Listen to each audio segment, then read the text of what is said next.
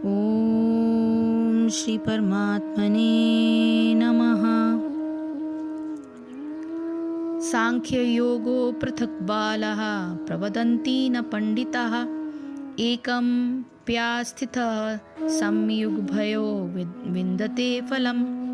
सांख्य भौतिक जगत का विश्लेषणात्मक अध्ययन।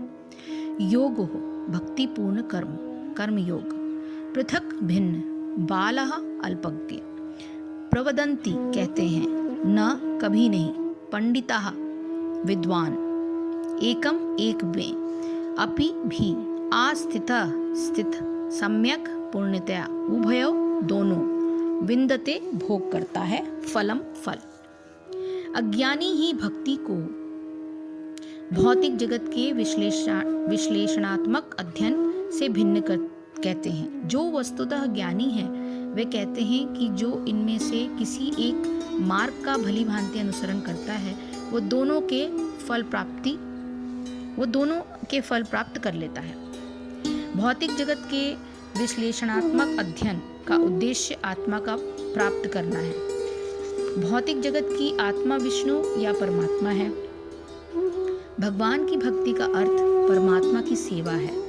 एक विधि से वृक्ष की जड़ खोजी जाती है और दूसरी विधि से उसको सींचा जाता है। सांख्य दर्शन का वास्तविक छात्र जगत के मूल अर्थात विष्णु को ढूंढता है और फिर पूर्ण ज्ञान समेत अपने को भगवान की सेवा में लगा देता है। अतः मूलतः इन दोनों में कोई भेद नहीं है, क्योंकि दोनों का उद्देश्य विष्णु की प्राप्ति है।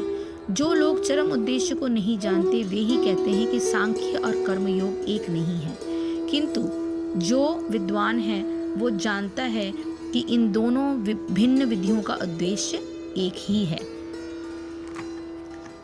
इस श्लोक को थोड़ा सा और मैं एक्सप्लेन करना चाहूंगी। ना समझ लोग ही सांख्य योग और कर्मयोग को अलग अलग परिणाम वाला कहते हैं, न कि पंडित जन। इन दोनों में से किसी एक जो है वो साधन में भी पूर्ण रूप से स्थित होने से दोनों साधनों के परिणाम स्वरूप भगवत भाव की प्राप्ति हो जाती है। सांख्य योग और कर्म योग दोनों में से किसी एक के द्वारा भगवत प्राप्ति कैसे हो।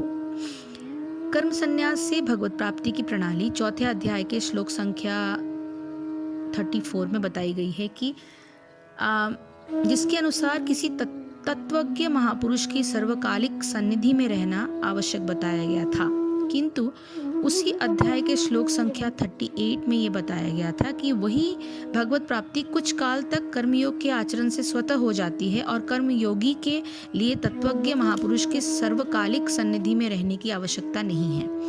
भगवत प्राप्ति के लिए उद्योग या चेष्टा तो दोनों ही साधनों में करनी पड़ती है।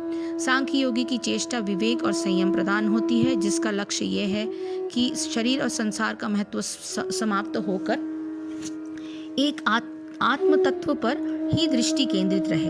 इसके विपरीत कर्मयोगी की चेष्टा संसार और शरीर से संबंधित कर्मों और वस्तुओं को स्वार्थ रहित होकर लोकहित में ही लगाने की होती है।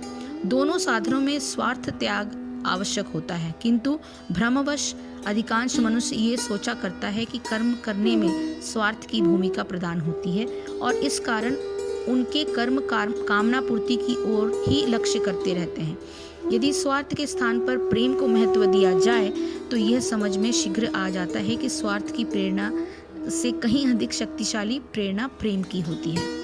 इस प्रेम के घनीभूत होने के कारण मनुष्य स्वाभाविक रूप से अपने स्वार्थ का त्याग कर प्रयास पूर्वक लोकहित में प्रवृत्त हो जाता है, किंतु इतनी विचार शक्ति अधिकांश मनुष्य में नहीं होती और वे यह समझ बैठते हैं कि परमात्मा प्राप्ति के लिए तो कदाचित सांसारिक और पारिवारिक कर्मों का त्याग कर संन्यास ले लेना ही आवश्यक है। यदि दृष्टि योग पर केंद्रित न हो तो इस प्रकार के तथाकथित संन्यास में कुछ न करने के आलस्य व कर्तव्यच्युत प्रमाद की भावना छिपी रहती है।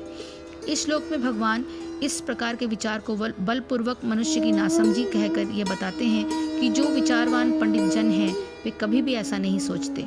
वे जानते हैं कि सांख्य योग और कर्म योग दोनों में से किसी एक योग के साधन से एक ही फल परमात्मा स्वरूप की प्राप्ति होती है। अतः भगवान अपना यह निश्चित मत प्रकट करते हैं कि फल की दृष्टि से दोनों साधन एक ही हैं। अब इसी बात की पुष्टि दूसरी रीति से करते हुए भगवान आगे के श्लोकों का वर्णन करेंगे। हरे कृष्ण कृष्ण कृष्ण हरे हरे, हरे राम राम राम हरे हरे। जय श्री कृष्ण, जय गुरुदेव।